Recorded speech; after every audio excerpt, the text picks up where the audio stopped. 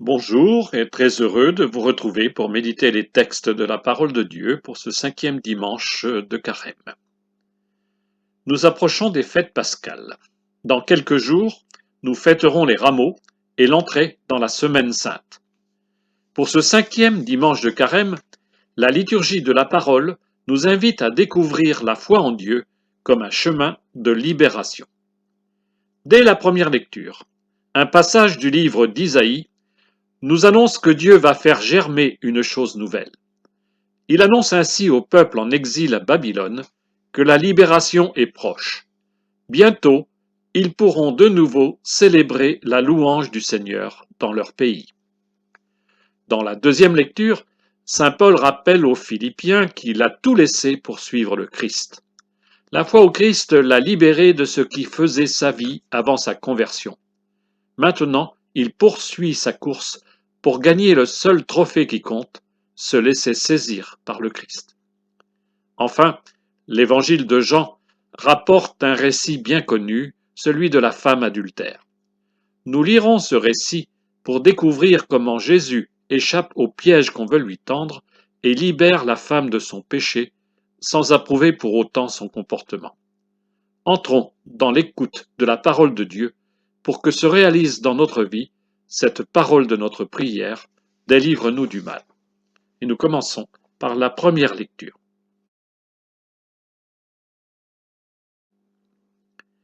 Le livre d'Isaïe comporte deux parties bien différentes. Les 40 premiers chapitres concernent le prophète ancien du 8e siècle avant Jésus-Christ. À partir du chapitre 41, un autre prophète transmet, 3 siècles plus tard, le message du Seigneur dans le cadre de l'exil à Babylone. Il vient soutenir la foi de ces gens qui ont vécu plusieurs décennies loin de chez eux. Ces croyants s'interrogent. Dieu ne les a-t-il pas abandonnés? Au fond, les dieux des païens semblent bien plus efficaces. Peut-on encore espérer quelque chose?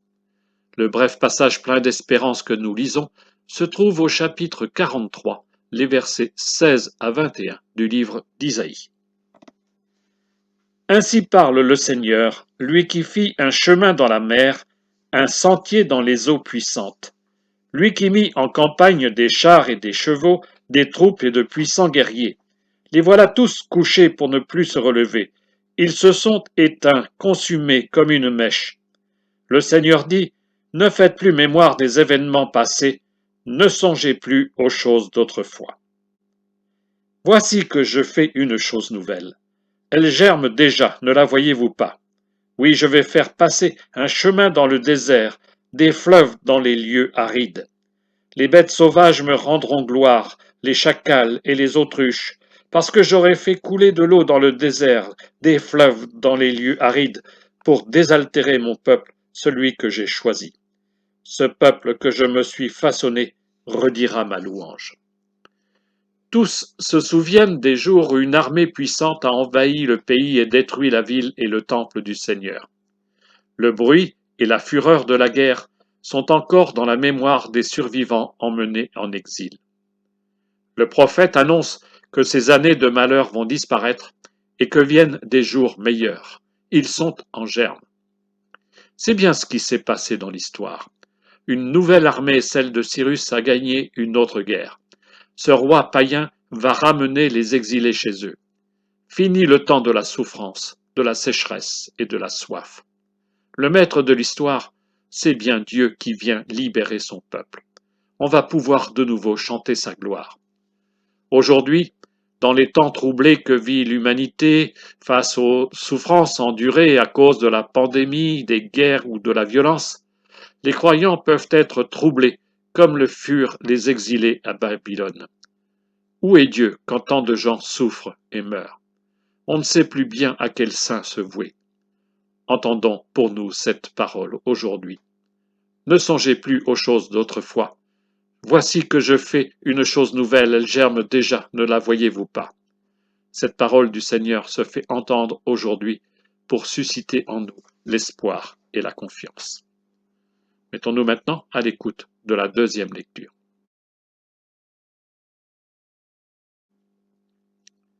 Quelque temps après avoir fondé la première communauté chrétienne dans la ville de Philippe en Macédoine, Paul leur écrit, sans doute vers 54 ou 55 après Jésus-Christ, alors qu'il est en prison, sans doute à Éphèse. Il les encourage à tenir bon dans la foi et surtout à se méfier des faux apôtres, sans doute des juifs convertis qui voudraient conserver les pratiques anciennes comme la circoncision. C'est alors que Paul ose se proposer comme modèle.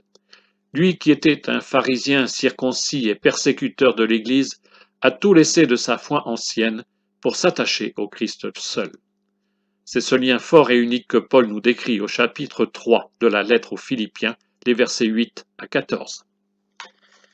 Frères, tous les avantages que j'avais autrefois, je les considère comme une perte à cause de ce bien qui dépasse tout, la connaissance du Christ Jésus mon Seigneur. À cause de lui, j'ai tout perdu. Je considère tout comme des ordures, afin de gagner un seul avantage, le Christ, et en lui d'être reconnu juste, non pas de la justice venant de la loi de Moïse, mais de celle qui vient de la foi au Christ, la justice venant de Dieu qui est fondée sur la foi. Il s'agit pour moi de connaître le Christ, d'éprouver la puissance de sa résurrection et de communier aux souffrances de sa passion en devenant semblable à lui dans sa mort, avec l'espoir de parvenir à la résurrection d'entre les morts. Certes, je n'ai pas encore obtenu cela, je n'ai pas encore atteint la perfection, mais je poursuis ma course pour tâcher de saisir, puisque j'ai moi-même été saisi par le Christ Jésus. Frères, quant à moi, je ne pense pas avoir déjà saisi cela. Une seule chose compte. Oubliant ce qui est en arrière et lancé vers l'avant, je cours vers le but en vue du prix auquel Dieu nous appelle là-haut dans le Christ Jésus. La conversion de Paul sur le chemin de Damas a été un retournement complet. Auparavant, il suivait scrupuleusement la loi. Il se croyait juste aux yeux de Dieu par les seules pratiques qu'elle exige, à commencer par le signe de la circoncision. En un instant, la vision du Christ ressuscité a bouleversé la vie de Paul, ses croyances, sa pratique religieuse. Il a découvert que ce qui rend juste aux yeux de Dieu, ce n'est pas la loi suivie avec zèle, mais c'est la foi en Christ, suivre le Christ, s'attacher au Christ. Paul a tout abandonné de ses anciennes convictions. Il invite les chrétiens à l'imiter et donc à se laisser saisir à leur tour par le Christ. Avec lui, il faut renoncer à toutes les idées préconçues, aux préjugés, aux idéologies. Le Christ seul est chemin de libération, de vérité et de vie. Nous nous mettons maintenant à l'écoute de l'Évangile.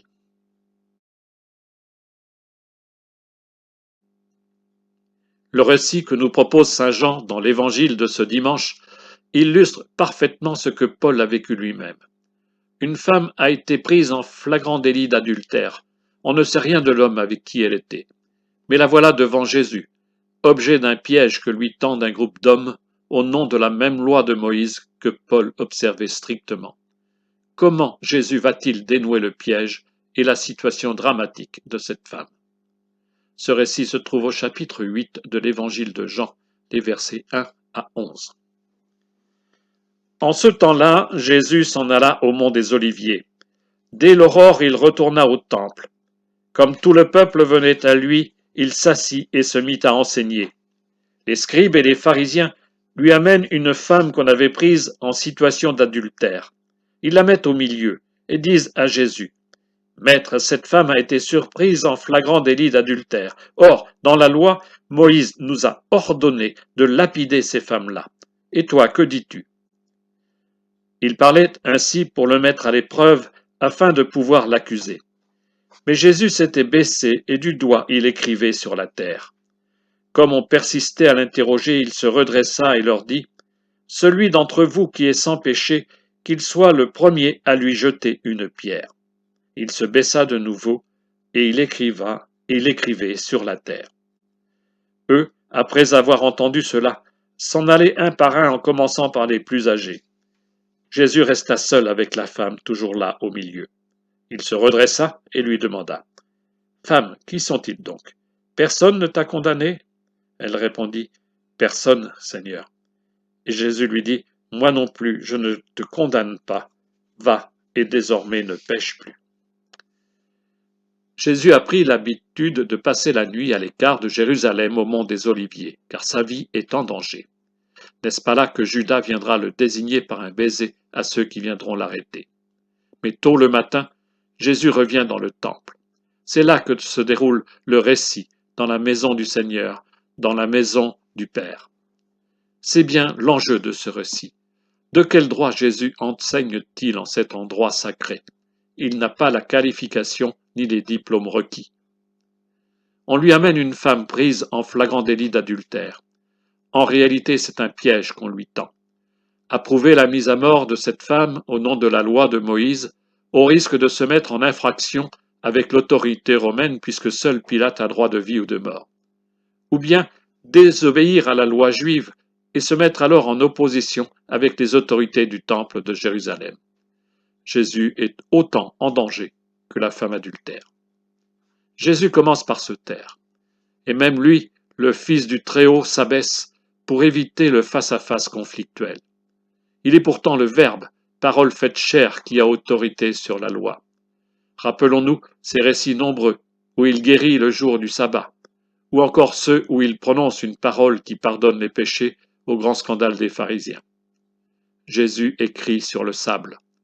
On ignore ce qu'il écrit, mais cette écriture éphémère adoucit la loi gravée sur la pierre. Les autres insistent, et toi, que dis-tu? Jésus renvoie alors chacun à sa conscience. Si vous vous pensez juste aux yeux de Dieu, allez-y, jetez la pierre. Jésus renvoie chacun à sa propre vie, car Dieu seul est juge. Qui es-tu pour condamner l'autre? Ôte la poutre de ton œil avant de pouvoir enlever la paille dans l'œil de ton frère. Les vieux ont-ils plus conscience de leurs péchés pour s'éloigner les premiers? Le récit s'achève avec le dernier dialogue entre Jésus et la femme dont on ignore le nom. Jusqu'alors, elle est restée muette. Elle confirme le constat. Personne ne l'a condamnée. Elle est sauvée. Jésus lui pardonne sa faute en ouvrant pour elle un avenir. Va, et désormais ne pêche plus. La loi demeure, mais l'amour de Dieu n'enferme pas dans la loi. Pour nous, comme pour cette femme, le pardon de Dieu, sa miséricorde, nous libère du mal.